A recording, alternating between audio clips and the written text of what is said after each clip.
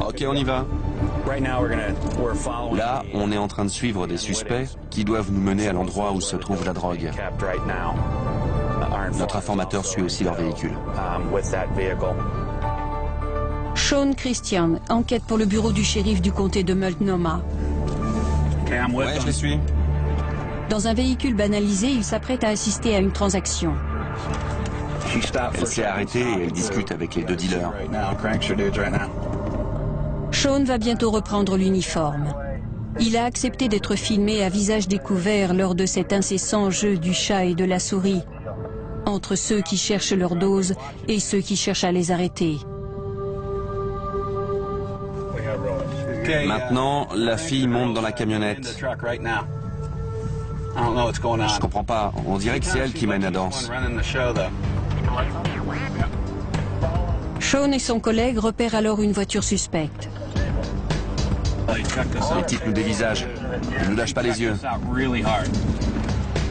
Un policier en uniforme est là pour forcer le véhicule suspect à se ranger et pour le faire inspecter par un chien renifleur de drogue.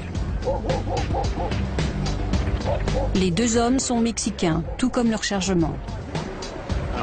Le chien a senti quelque chose.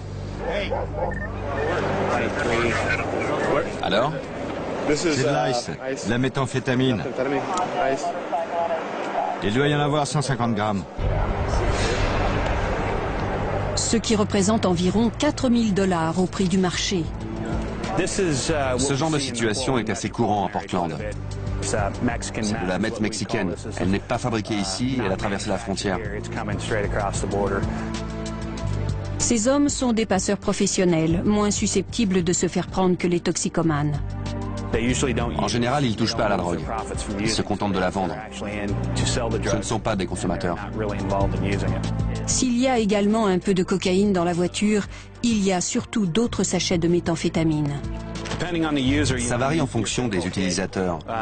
Mais souvent, une toute petite quantité suffit et les effets peuvent durer entre 6 et 12 heures. C'est pour ça que cette drogue a autant de succès. La cocaïne n'agit que pendant une demi-heure ou une heure, alors que ça, c'est très fort et ça dure beaucoup plus longtemps.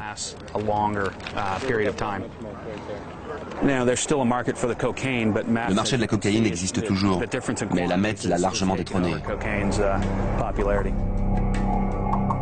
Bon marché, agissant longtemps et facile à trouver, la méthamphétamine est devenue dans certains cercles la nouvelle drogue à la mode. Il y a 10 ans, Janelle et Michael auraient peut-être pris de la cocaïne, mais ce soir-là, ils ont préféré goûter à la méthamphétamine. Ils sont désormais prisonniers de ces effets et leur survie dépendra en grande partie de la vitesse à laquelle ces effets vont se dissiper.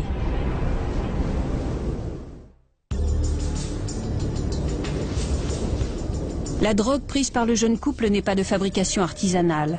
Ils ont consommé du crystal meth, une variante produite à grande échelle dans un laboratoire mexicain. Cette substance est généralement plus pure, plus puissante et également plus dangereuse.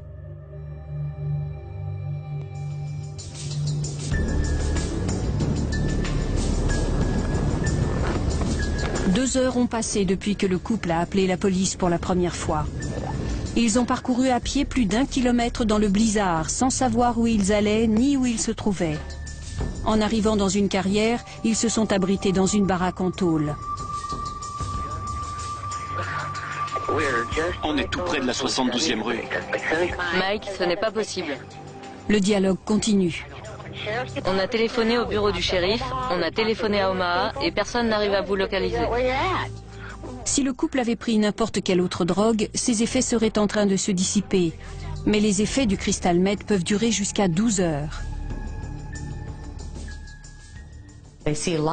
Ils ont vu de la lumière dans la baraque et ils ont cru apercevoir des gens dedans ou à proximité. Donc j'aurais dit c'est super.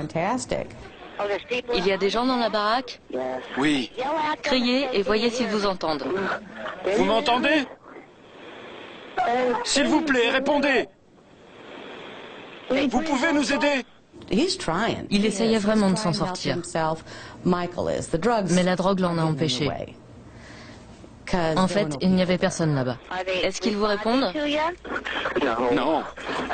Je crois qu'ils ne parlent pas anglais et je parle aucune langue étrangère. Pour tenter d'avoir plus d'informations, la police appelle la mère de Janelle Hornickel. Je ne savais pas où ils étaient. Elle m'a demandé s'ils se droguaient. J'ai répondu que non, pas du tout. Je n'ai pas hésité une seconde. Non, je savais qu'ils ne se droguaient pas. Plus le temps passe, plus les chances de survie du couple s'amenuisent. La méthamphétamine continue à faire effet et ils ne parviennent pas à trouver de l'aide. Je ne sais pas. Je me sens pas en sécurité. Je veux pas que ma copine... Très bien.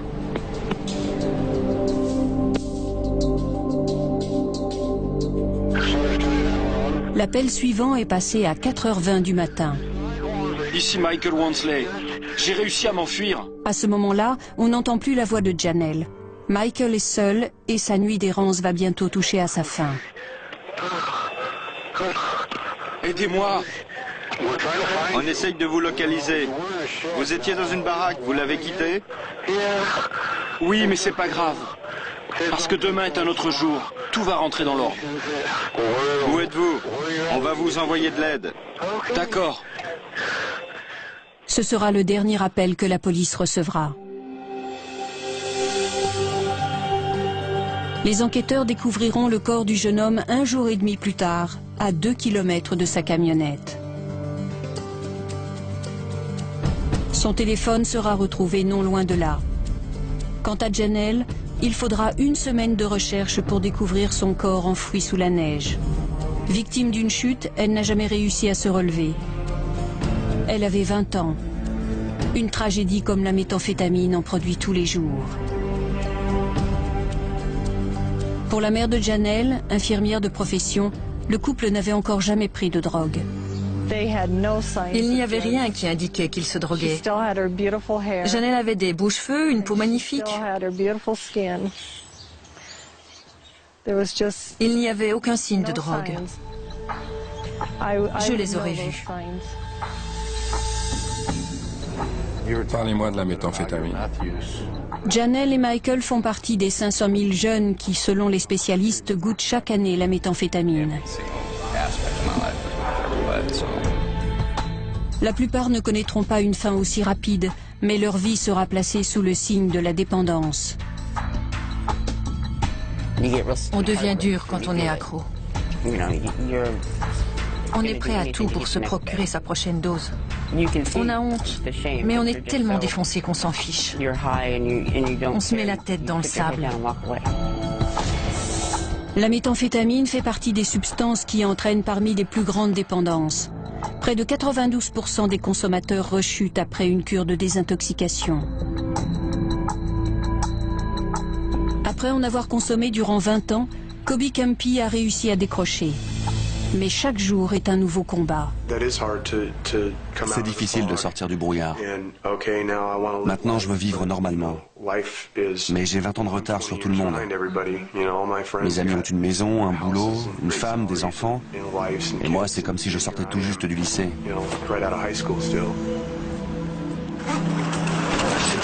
Le plus incroyable, c'est que plus rien ne comptait.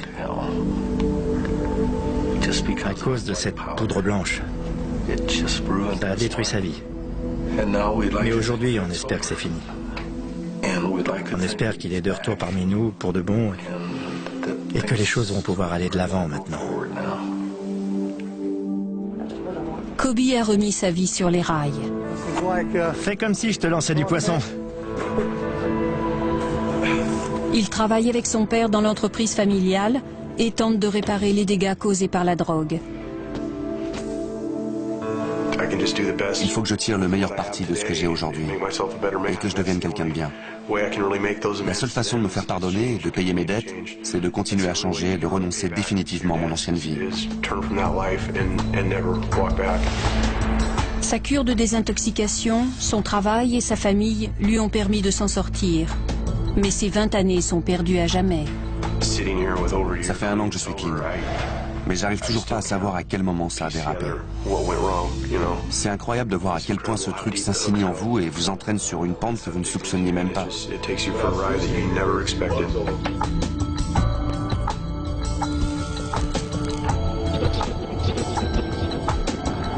Cette drogue fait entrevoir à ceux qui y goûtent des plaisirs artificiels surpuissants, puis les broie et les détruit impitoyablement. Janelle n'a pas eu la chance de pouvoir corriger son erreur. Si erreur il y a eu. Elle n'a pas eu cette chance. Mais la douleur, elle, va rester pendant longtemps. Quel gâchis. Elle avait un tel potentiel. Bien que les forces de l'ordre mènent une guerre sans merci contre fabricants et trafiquants, la méthamphétamine ne cesse d'étendre son emprise planétaire. J'ai bien peur que l'usage de cette drogue ne fasse que se répandre et empirer, ici et dans d'autres endroits. Si les gens ne sont pas prévenus de ses effets, elle risque de devenir incontrôlable. Partout où elle sévit, parmi les ouvriers de Bangkok tentant de tenir la cadence, ou parmi les jeunes Américains en quête de nouvelles sensations, la méthamphétamine n'en finit pas de faire de nouveaux adeptes et de semer sur son passage le chaos, le crime et la mort.